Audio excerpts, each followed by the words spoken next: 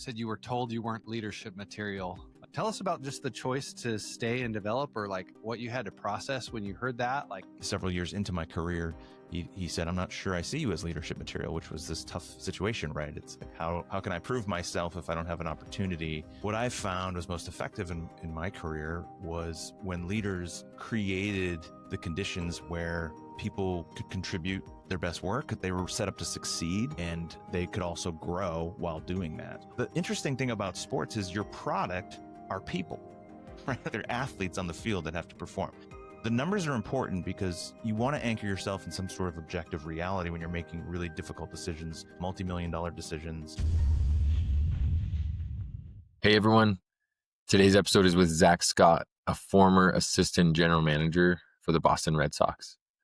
During Zack's time with the Red Sox, they were able to win 4 World Series championships.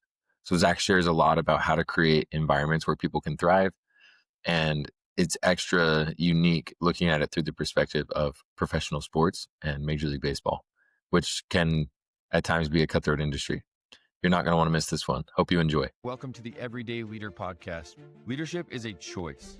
Join me, Matt, and my co-hosts Drew and Tate each episode as we break down how to lead powerfully in your family, team, and organization. Hey everyone, and welcome to the Everyday Leader Podcast. Today, Drew and I are really excited to have Zack Scott with us. Zack, thanks so much for being willing to join. We're really excited to have you on the show. Yeah, thanks for having me, guys. I'm happy to be here. So Zack's going to tell us a lot more about himself as we get going. We actually don't know each other super well. This is like the first time that we've really got to spend a significant amount of time together.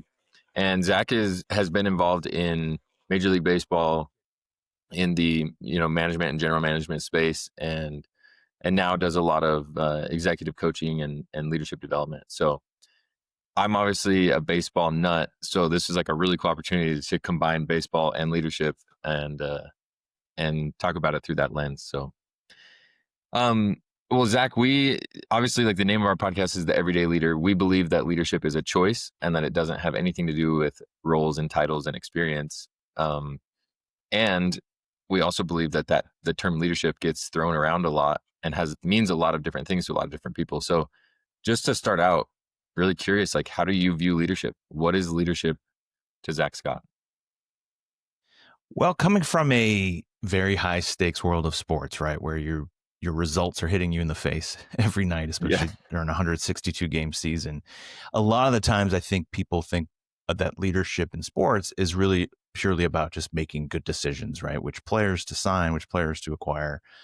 But what I found was most effective in my career was when leaders created the conditions where people could contribute their best work. They were set up to succeed, and they could also grow while doing that. So it wasn't so much about having all the answers. Obviously, you got to know some stuff, but it wasn't about being the smartest person in the room. It was creating an environment where good ideas could come from anywhere, and people were felt like they had a voice where they could make an impact.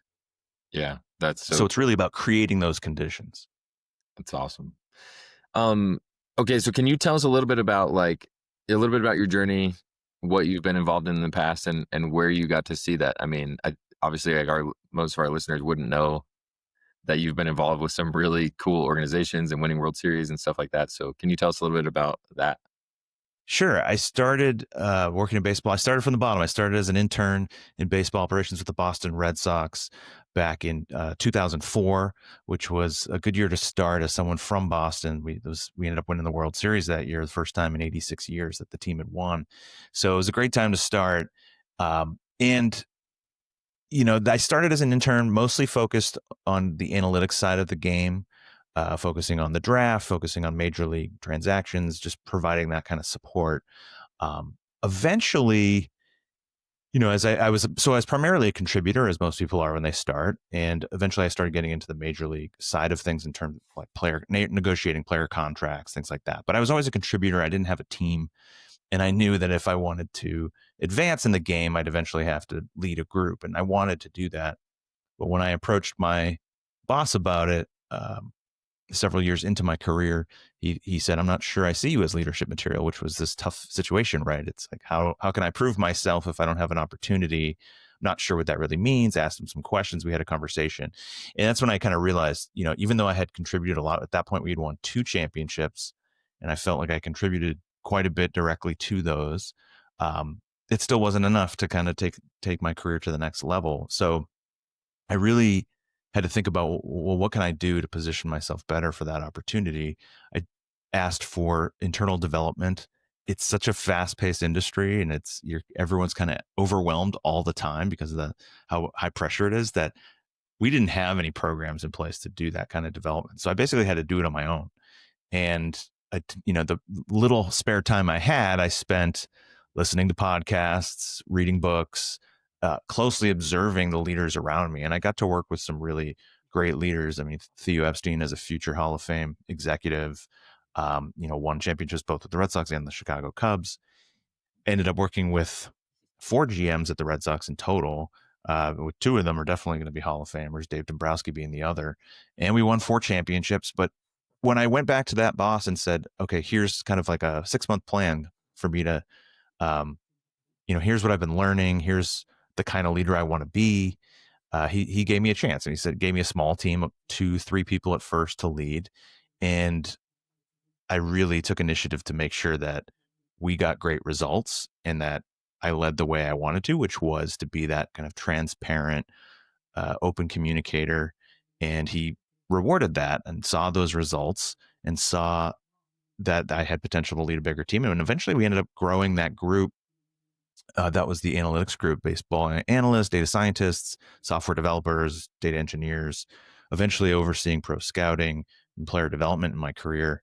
But, I ended up growing that group to about probably 20 something people that I led. We had a lot of, again, 2 more championships along the way.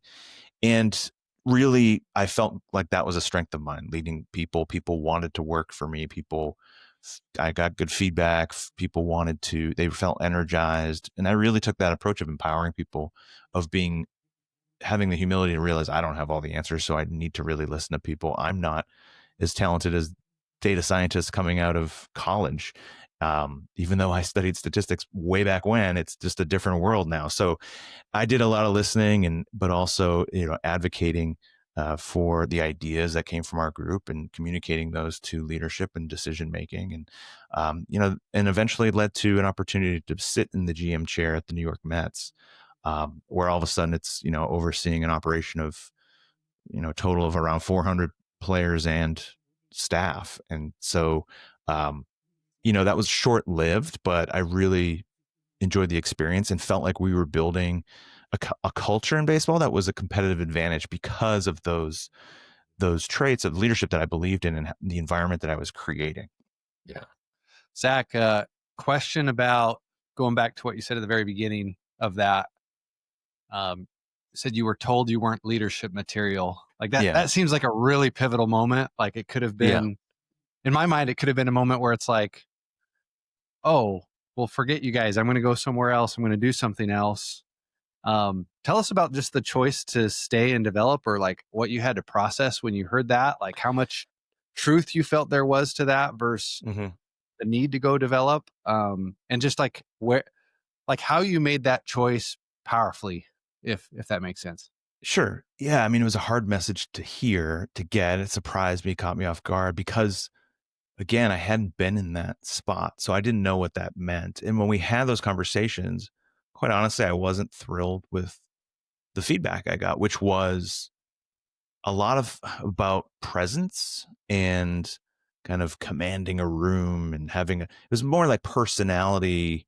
At the time, I felt like, I'm probably closer to introverted than extroverted on the spectrum. And it seemed a little biased towards a leader, looks and speaks a certain way, has a physical presence, or delivers a message in a certain way rather than the substance of it. And I was always someone that cared about truth and substance and, what was best for the organization.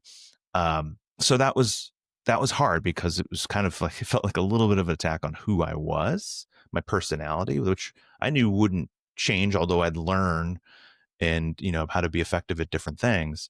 But it was more like, well, I think there's one more than one way to do this. I don't think every leader has to look the same or sound the same or act the same. It's about how you're going to be effective and get results while also, and how do you get results? It's not just the advice you're passing along to people above you, or the recommendations you're passing along. Are we creating an environment where people are getting better at their jobs underneath, where um, they're feeling, like if you look at, there's studies that show, to me, it's about engagement with your people. And there's studies that show companies that engage their people in an effective way. There's ineffective ways to engage your people too, and very effective ways to do it right. If you do it in an effective way, you're going to, companies are 20% more profitable. Their retention rates are much higher, those sorts of things. And so I sometimes felt like that part of it wasn't being weighted enough in thinking about what leadership meant. And could you get, especially in a world of analytics where there's deliverables. There aren't deliverables in every part of sports. It's more just conversational sometimes. But there's reports and other pieces of information that you're delivering that you can see how they affect results in decision-making, results in strategy on the field, things like that. So yeah, that was hard to hear. I appreciated the honesty on it. Like really, I really did. Cause you just, it's hard to advocate for yourself to have those conversations and ask for those opportunities. And then when you kind of feel like a door is slammed on you a little bit, it's hard to hear, but it was helpful to know how I was viewed by the people that are going to be making decisions about my career. And yes, in some ways, I guess I could have left, but honestly, in sports, that's really hard to do because there's rules around hiring people from other teams. You have to ask permissions. There's all sorts of tampering rules. And so it's in some ways, I think in sports, a lot of that engagement I talk about doesn't happen because, companies benefit with retention rates. They have built-in retention. Where are you going to go? There's only 29 other companies. It's hard you have to kind of walk away from a contract and take that risk to easily explore other opportunities that may or may not be there because you don't know, because you can't have those conversations. So I never really thought about leaving. I was still young enough. I just was kind of taking the temperature of how they were seeing me at that time and what I needed to do. And if I didn't have that conversation, I wouldn't have done a lot of that thinking, a lot of that development on my own to put myself in a position to get that opportunity and not just get it, but thrive in it once I got it. Yeah. Zach, the other thing I love about that too is that you went back, you said with a 6-month plan. Yeah. I think it'd be easy for someone to say, oh, I don't have any control, or I don't have a choice I can make, or there's nothing I can do. And so I want our listener just to think about that. Like if you're in an organization and you feel like, oh, there's no way to grow, like you kind of created that for yourself. So I just think that's awesome, Zach. Yeah. That's definitely a thread through my life of kind of taking the initiative to say like, hey, I know I can't control everything, but what can I control? Well, I can make my case, and they can say, I don't care, or I don't see it. And I'm very grateful that even though his initial reaction was, I don't see this as a thing for you. When I went back and made that, I think that was enough of kind of showing him like, this is really important. And you're going to get a certain amount of effort that you can expect in this space because it's really important to me. And also just, I know the reality of the world I was in, like no one else is going to think that way. Their development is definitely an area that was lacking in sports and still is from the conversations I have. It's just when things get overwhelming or budgets get tight, whatever reason, the thing that tends to go first is communication and development. If people feel like they don't have enough time in the world, well, they're going to focus on the things that are directly related to results and not the things that are maybe also tied to results, but not as obvious. Yeah. I love that. I want to dig into that for a minute because especially like where you were in a team of like analytics. I mean, it's all numbers. So obviously sports is very driven, like you're saying, by these outward performances or like outward metrics. What does that look like? It's like I'm on a mission to help people understand how to have both, how to have like a focus on performance and use numbers in a good way, and also not lose sight of the people and the development and the training and the support that goes into a human that then drives results. Anything? Yeah, I mean, if you think from your experience, go ahead, or just anything from your experience or like other people that you observed, would love to hear kind of your take on how to hold both of those in a way that works. Well, I grew up in the game, like I mentioned before, under Theo Epstein, who, at the time he was the youngest general manager ever hired at 28 years old. I came in a year into that, so he was 29. We were all in our 20s, mostly men, mostly single guys. We spent way too much time together. Even when the team was on the road, it's like we stayed there and watched the game on TV at the office. And we were just baseball obsessed, and just really wanting to win, especially most of us were from Boston, so we knew the pain of the Red Sox. But when growing up under his leadership, he preached people in process all the time. It was people in process. And I think sometimes I feel like the evolution of the game, largely because of analytics people like myself coming in and making it almost more clinical, that it's all about the numbers, has led to more process and not people and process. And so I saw that happening with some other organizations. I saw that happening within our own organization. And, the interesting thing about sports is your product are people, right? Like they're athletes on the field that have to perform. So, the numbers are important because you want to anchor yourself in some sort of objective reality when you're making really difficult decisions, multi-million-dollar decisions. So you want to make sure you have tools that help you make those decisions, but there's no formula. It's too difficult. There's going to be things where you have to be able to balance the biggest challenge of building a winning team is putting the puzzle pieces together, right? So how do these pieces all fit together? The analytical information definitely helps you evaluate that piece of the puzzle, but does it help you put the puzzle pieces together?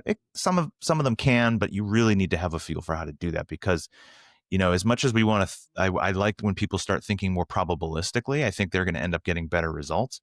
We're not playing poker. It's not a deck of cards. It's people, and human beings have a lot more variability than the odds of drawing a certain card in a card game. So, I think that's important, is just to recognize, what I felt like my education and my knowledge of the analytics piece of it allowed me to know when these things are really strong and when to lean on them when, in the face of an emotional situation, because it can be a roller coaster and you don't want to be emotional when you're making decisions, but also to understand the limitations of these tools, these models that people build, so you can know, like, well, there's a huge range of possible outcomes, and what are the other factors that we need to consider. And a lot of that is the human side of it. Yeah, it's fascinating. Love that. People and process. Can you think of is there any example that stands out to you when you look back during that time period as you're growing your team, leading your team, participating in the highest level of sports and winning? Is there a moment that stands out to you that shifted something for you, or like where you really saw something new that you didn't see before? Like, just curious. I mean, sometimes I think we rely on those too heavily, and I'm curious if there was if you look back and there was a defining moment or a specific event that really changed things for you. In terms of leadership, I think the unfortunate reality is we often learn from the things that don't go well more than we learn from the things that work. It's both. It's always both. But I felt like the biggest, you want to celebrate your successes and learn from your failures type of thing. And so the moments that I learned the most were usually those really down times, for example, and I see, there's a team right now in the Detroit Tigers that are kind of going through a similar thing that we went through in 2011, which was this historic collapse of having a big lead for us going into September, a big lead on a playoff spot, and then losing it on the last day of the season. They're at risk. They still may make it, but they're at risk of it. And I empathize with, as I see that, I'm like, oh man, I know what that was like. And it brings back those memories. And, in those moments of difficulty, that's when, you kind of see people's true colors, both in a positive and a negative. So at that point in my career, I'm not quite in that leadership role yet. So I'm really observing how does the manager handle his team when it just feels like we can't win a game? How does the general manager handling it when it feels like you're not a player? You have this stress of feeling like you're not in control of what's happening and you want to help so badly, but what can you do? And there's a risk of doing too much. And, I saw a lot of good things where people were able to stay even keeled, but I also saw a lot of people melting down around us and you see some finger pointing and some behavior that wasn't professional from some of the players. And, it became kind of a mess, which actually continued in the next year for us until after the 2012 season. We made a major change in the culture of our team by bringing in a new manager who had a lot of credibility and respect. So we knew there'd be players that knew him. He had previously been a pitching coach with us, John Farrell, who was with the Toronto Blue Jays. We brought him over. And so there was already immediate credibility there and respect as a leader.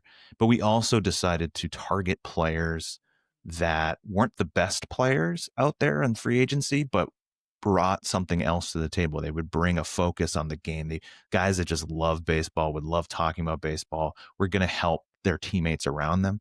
And we brought in like 6 or 7 of those types of guys, which is a lot of players to bring in one offseason through free agency. We got fortunate. We hit on all 7 of them in performance wise, which is not normal. And we won the World Series the next year. We went from last place to first place and won the World Series. But what I saw there was this huge cultural shift and focus on how are we going to create an environment that allows our players to succeed. Well, it's going to be at the top of the leader at that clubhouse, and it's going to be the members of the team and how they work together. And it was one of the most interesting teams to be around because they just were constantly thinking about how they could get better and how they could help their teammate get better. And it just really all came together so well in that one year. And we had a remarkable turnaround. So that stood out to me. It started getting me thinking more about how culture could impact results. Yeah, that's awesome. Was your analytics team a part of kind of like identifying some of these guys, these players that had that knack? Or what did that look like? Because I think it's fascinating. Well, I mean, the part about the character of the player, we weren't doing anything analytically. That's more doing your research and digging on people. It's a lot of your scouts, some of your coaches with relationships at other organizations those players have been at. But it's really trying to understand like what, you really want to have a 360 view of every player you're bringing in. Like, what are they all about? And so on the analytics side, we could identify, what we did do in that case was identify some guys who might be undervalued in the market, underperformers. Koji Uehara is someone that, he topped out in the high 80s, maybe like hit 90, 91. He wasn't a flamethrower, but he had characteristics of his pitches that made it seem like it was a lot faster than they were. He had some injury issues. He was a little older. But so he wasn't going to get paid top dollars, and we brought him in at a very below market deal, and he was like the best closer in baseball that year, because of the some of the things we had studied about the way he pitched and the effectiveness of pitches. It was a little we were starting to use tracking data to understand pitch tracking data to understand kind of how those things could play up over versus the guy that he's not lighting up a radar gun, but he has these attributes that make him more effective. So yeah, we did things like that. It was more on the performance side and the financial side, right? A lot of what we did is analyze financial markets to figure out, we have so much money to spend. We need to overhaul the roster in a lot of ways. Like, what are the most effective ways to do that? And, we mostly focused on the middle of the market, not the top big name free agents, and went shorter on deals strategically. So there was a lot of that part of the conversation. A lot of what I did was not just leading the analytics group, but talking about the strategy and that puzzle that we're trying to put together. So that's how we did that. But yeah, all the information we're getting on the character side of things, we're part of that conversation too. It's like, we got to nail that. If that's our goal to bring in people, we got to feel really confident that we're not getting our intel from the wrong sources, that we feel really like that's tightened up and buttoned up and we can make those decisions with confidence. Yeah. Love that. Last question on that is what has that not last? Because I feel like we kind of heard this story. What you're sharing is a fantastic story and example, and it sounds familiar to me with other teams, other examples. What erodes this and has it go away for a time to where we have to kind of like go back to it? Well, it's actually funny that you asked that, because that exact same team a year later finishes in last again. And what I observed from that was the same players that were outstanding the year before at helping others around them. They had success. We won the World Series. They accomplished the goal, right? The ultimate goal. Well, then they turned inward what their focus was. What became important to them was about themselves and not the group. And so you had, all of a sudden you start seeing quotes in spring training when the team shows up, seeing guys talking about, that guy you gave the short deal to, the 2-year deal to, well, this is year 2 he's going into, and he starts talking about a contract extension, and it becomes about themselves. What is in it for me? Why am I not, I just was a key part of winning the World Series. Why am I not getting taken care of? Why am I not getting extended? And so very quickly it did a total 180, and it was like guys were just focused on their personal situations, and then they start feeling threatened by young players that might take their jobs or might be the reason they don't get that contract extension. And it actually went back a little, took a big step backwards in terms of what the focus was. And I think that was the issue was that, and that's one of the hardest things. And we had talked to, Bill Belichick from the Patriots, because they had repeated, we talked to them like how, and he would say it's the hardest thing to do is to repeat. And that's a big part of why, is because you start getting endorsement deals and all these other things. The spotlight gets really bright, and it becomes hard to really focus on the goal again. You just did that. It's a grind to go through 162 and then the postseason, full other month of playing, you accomplish it. And it's really easy to kind of just be complacent. And that's what I took away from that was, you can't just change the focus because you check that box of doing what you're supposed to do. You have to be focused again on trying to recreate that. Yeah. And I think that's hard in real world settings. I think that's the challenge, is when you have success, is to stay humble, to stay hungry. I do see that with some people in the game. I grew up in that environment under Theo where, he had a sign on his door that said, "We don't know stuff," put it that way, on the door. And his whole point was, no matter how much success we have, no matter how good we get, there's always something we could be doing to getting better. And some may see that as kind of a miserable way to exist, right? That we're always, nothing's good enough, right? But no, we celebrated the successes, but we quickly turned the page and focused on doing it again. And we didn't always do it because it's hard, but that was the mindset of being humble to realize you don't have all the answers. And sometimes I talk to people in sports that, there's either, a lot of them are either very insecure because of the nature of the beast, that jobs are on the line all the time. And that's a hard thing. And that affects people in many different ways and affects their leadership in different ways. And then there's also people, though, that think they have all the answers. And that's really surprised me at times, because that's where I started in a culture that was the opposite of that. And I felt like that's why we were always trying to get better, because if you're not getting better and you're just standing still, everyone else is getting better around you, and therefore you're getting worse. And so that was our mindset. And it's, it's a lot of work and it can be hard. So I see why it's easy to kind of get complacent and fall off of that. Yeah. Great lesson for any leader. That's incredible. Like, fascinating insight there. Well, Zach, you've mentioned several times creating an environment. Can you give us any hints or secrets or formula for, like, and obviously that's probably something you can't answer in 5 minutes. And, like, what are some of the core foundations of, as a leader, creating that environment? Well, I'll give you an example. When I went to the New York Mets, so, I'm with the Red Sox for 17 years. It's the only baseball team I ever worked for, knew, or cared about, for that matter, because I grew up a Red Sox fan. And so to go to a new organization, at first I went in a lateral move from assistant GM from the Red Sox to assistant GM at the Mets to work for my friend who was the GM. Things kind of went south for him within a month, and I slid into that seat as the acting GM. But my approach there, what I realized was, there were a lot of people, talented people there, that because of previous culture regimes, they had had a bunch of change. They were either afraid to speak up or kind of already defeated, and felt like, oh, these new guys don't know me. They're not going to care about what I have to say. And no one's ever really cared about what I have to say, and blah, blah, blah. And so what my approach was to that was, instead of having like this huge conversation about we're going to change the culture, it really was about having a bunch of individual conversations with people to try to understand what they've been going through. In some ways there had been, they just changed ownership. There was, what I describe as some PTSD from some prior experiences there. So for me, it was about, all right, I'm going to start having these conversations and let them know what I'm about, what I want from them, because quite frankly, I need to learn who the people are if we're going to end up making changes. I want to give people a chance. If we move too fast, we're going to lose good people. So I want to take some time to see, what talent do we have here? What ideas do people have?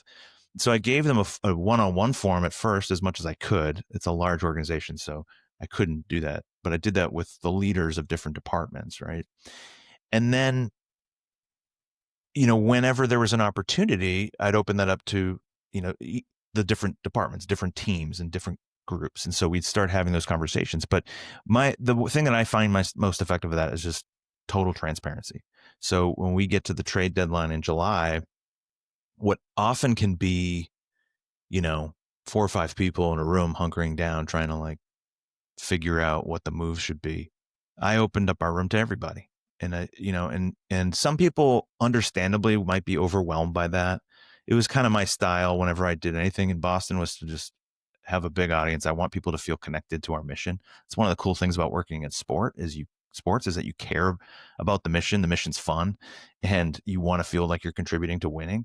So if you don't feel that way, then you could go make more money in some other field where you don't care about the mission or you don't feel connected to the mission. So I want people to feel connected, and I want them to feel like they have a voice, because there will be people that bring up a thought that, I don't have, or my top lieutenants don't have. Right. So trade deadline, we had probably like 25 to 30 people in the room, scouts, front office execs, people from all different departments, some of them not focused on the major league teams, some there. And we be throwing out ideas when we went in with a plan. It wasn't like, hey, we have no plan, but we'd have planning meetings, and I'd want people to speak up. And sometimes some people would, some wouldn't. The more we did that, the more comfortable people got. And I would act on some of these, whether we made a move or not. I would check in. I remember one point, one of our scouts brought up a trade idea with a team, and I was like, oh, that's pretty interesting. And I immediately texted the GM of this team and felt it out, and it was a quick no. And I told the group that I was like, I just checked in with them. That was a no on that. I just wanted you to know that since you brought it up, but it was a good thought. And I overheard him turn to someone and be like, he just asked the other GM that, like, that's so cool. And I didn't think of it as like I'm doing this great thing. I just was like, no, I want to get a good deal. So you had a good idea. Why just because it's not my idea, I'm not going to do something about it, or it's not someone else's idea. I just want us to have the best team we have. So that really helped start to turn things, was just really investing my time in getting them to try to open up. And, it's challenging. I get why people don't do that. It's hard. And I get it's also can be overwhelming if you have too many voices, right? Like that can be challenging. So you have to be able to, know, what is it? Jeff Bezos says, like, you want to get enough information to make a decision. You don't want to get paralyzed by having too many voices, too many ideas. So there is a kind of an art to how to handle that. And I had seen people do that really well as leaders. And so I felt like I had enough practice, at least seeing how to do that well. And it was something that my brain could handle, because I was okay working that way, whereas I understand others aren't. So that's how I tried to create that environment. Yeah, it sounds like open and honest communication, a foundation of trust, and then acting quickly on the ideas to see if they'd work or not. And giving them credit, right? Like giving them credit for a good idea. Or, I mean, I've definitely worked with people that didn't do that very well. And, some people are fine with that, and other people are negatively affected by not getting that recognition that they were contributing. But, it's an easy and honest thing to do, right? Is to recognize when someone is putting forth a good thought, a good idea. That's awesome. Well, this has been super good, Zach. We're actually gonna throw you a little bit of a curveball. We usually ask everyone the same question at the end. I'm not gonna ask that one today because like we got a baseball guy on, so I'm gonna take advantage of that. Youth sports in general, it just seems like it's on a little bit of a slippery slope to some extent. And so curious, like your best advice for people who love the game and want to lead the game to a good place. What's your best advice for someone that wants to be a leader inside of the world of baseball or sports for that matter? I'm curious what you mean when you say the youth sports. I mean, I have some ideas of what that may mean, but I'm not quite sure what you mean by that. Yeah, I And mean, are it you just seems saying like it's turned addressing in. youth? Yeah, it just seems like it's turned into a lot of. I mean, it's a very big industry now, and it seems Yeah. like money's driving a lot of the decisions at the expense of parents and at the detriment to kids. Um, and anyways, that's what I mean by that. Yeah, I mean, you're asking a very difficult question. I'll do my best to answer it. So with youth sports, I mean, you're right. I mean, if you want to continue playing and you want to continue to play at a high level, or you want to go up to high levels, it all becomes about money, and it gets really expensive for people. So you start weeding out people that don't have those resources, and then they don't continue in the game. So I don't think it's necessarily good for the game. And I hope there are people out there creating opportunities for people that don't have those resources to get those opportunities. So, how that ties to the other part of your question, I don't know. I mean, I'd just say in general, if you want to lead in sports, it's like anything else. I don't think it's any different. Um, it's really putting your people first, putting others first. Um, Obviously, you need to have uh, knowledge of what you're doing to kind of rise into leadership roles, but empowering people at any level, teammates, whatever it may be, and trying to help them get the most out of it and to work towards it. It's a team sport. Working in any organization should be a team thing. So it's the same principles, right? Like, you focus on yourself getting better. We should always be trying to get better in, every part of our lives, but also don't forget about others. And I think that's a key thing, is how do you elevate the people around you, or at least listen to them, right? Make them not just feel heard, but be heard, and listen to what they're saying and help them out. It's not necessarily a huge weight that people need to take on, but it's just, that's the interest. If you want to succeed, your team needs to succeed. How can you help that happen as a group? Yeah, that's awesome. Love that. Drew, any final questions for Zack? I don't think so. I think for our listener, just for someone who's won at one of the most competitive, highest levels, it's like there's so many good little nuggets. And I guess maybe one last question for you, Zack. If someone is in a role where, hey, I want to step up as a leader and I don't know what to do first or what to do next, what advice would you give that person? Well, I think, drawing from my own experience, you got to make sure that's clear to the people above you. If that's, if you have a structure, if you're working within a structure like that, I think one of the hardest things to do, and one of the reasons I actually started recently working as a in representation for people that work in baseball, is to help them advocate. I can advocate on their behalf, or help them advocate for themselves. So even communicating, people feel bad to communicate what they want. And so if that's what to me, that's the first step, is just, do people know that you want to do this? That's great. And can they help you? And I think people just are afraid to do that. They think it's going to be held against them, or they're going to be, just shut up and do your job. Why are you even asking for this stuff? But I can guarantee you, the people above you have advocated for themselves most of the time, right? I get it, especially in a public type of business like sports, where there's a media coverage. People are afraid to be seen as self-promoters, whether that's, inside your walls, outside it. They don't want that reputation of a climber. And you shouldn't be doing that just for the sake of doing it. Like, what are your motivations? You need to look first, reflect on yourself. Am I ready for this? Can I actually make an impact? And if you feel strongly that you can, you got to communicate that to someone, because they can't read your mind, and you don't know how they're viewing you. So you need to find a way to have that conversation. I've done that multiple times in my life. That one example is the only time it first went poorly, but it ended up good. So even when you get that tough to hear in response, it's not, the door isn't slammed shut. It feels that way, but you can still move on. But you got to work within your reality. And that is the reality that most people are in, is there's other people that have control over this, but all you can do is put your best foot forward. And it's sometimes, ideally, you just put your head down, you do a great job, and those opportunities take care of themselves. Wouldn't that be great if that's how it always worked? But it's not that way that always works. And if you don't advocate for yourself, you might end up getting frustrated when you see other people around you do that and get those opportunities that you want. And it's not about, competing with your peers. It's just the reality of, well, that's how this stuff happens. It happens with conversations. It happens with you saying, this is what I want. And hopefully you have a development-minded leader that you work for that can say, it's good to know that. I didn't know that's what you wanted. If they don't see it, that they say, here's where I see the gaps. If you want to get there, I think you need to improve in areas X, Y, and Z. And if they don't say this, ask for this. Well, could we put together a development plan for me to get that exposure or skills or whatever it is that I need to accomplish X, Y, and Z, to position myself to be ready in your eyes, even though you felt like you were ready. It doesn't matter. There's other people involved in this. So I think that's the first step is, well, do other people even know this, and how can they help you? Yeah, that's great. Really good. Okay. Well, this has been so good. For our listener, the best way to connect with, follow Zack, see what he's up to, get in touch with him is through LinkedIn. Zack Scott Sports. Is that right, Zack? Yes. And it's Zack with a K. So yeah.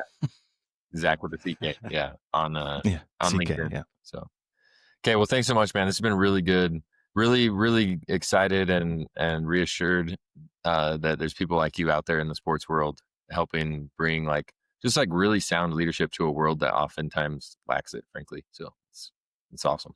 I appreciate that, guys. And thanks for having me on. Yep. Thanks, Zack.